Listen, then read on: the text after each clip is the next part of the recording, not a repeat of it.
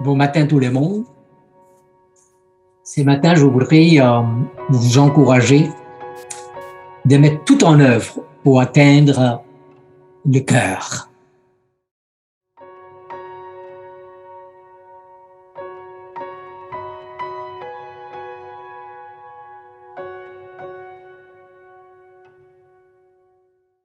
Romains chapitre 9, verset 1, il nous dit ceci. Je dis la vérité en Christ. Je ne mens point. Ma conscience me rend témoignage par le Saint-Esprit. Ici, Paul souligne trois choses. Et la première chose qu'il va dire, je dis la vérité en Christ. Deuxièmement, il mentionne, je ne mens point. Et troisièmement, ma conscience me rend témoignage par le Saint-Esprit.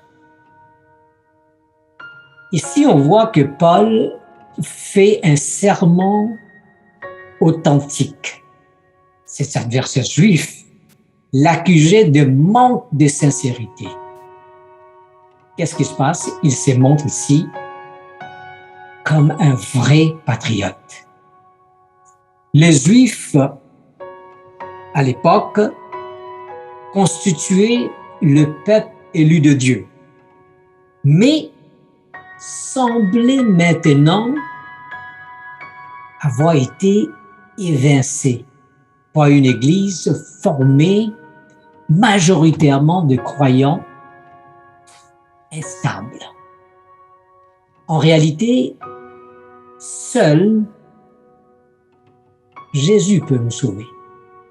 Mais l'apôtre manifeste ici un amour d'une profondeur.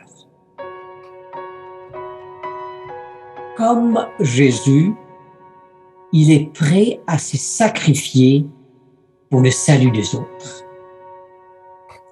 C'est une courte verset, mais il est vraiment profond. La question que nous devons nous poser, y a-t-il une leçon pour nous ici? Certainement. Il nous arrive tous, à l'occasion, d'être confrontés à des situations difficiles et de voir nos paroles être mal interprétées ou même mises en doute. Il nous faut alors tout mettre en œuvre pour atteindre le cœur si nous souhaitons communiquer à nos semblables plus efficacement possible. Et c'est le seul moyen pour le faire, c'est de laisser le Saint-Esprit de travailler dans notre cœur, d'être sincère de tout ce que nous faisons.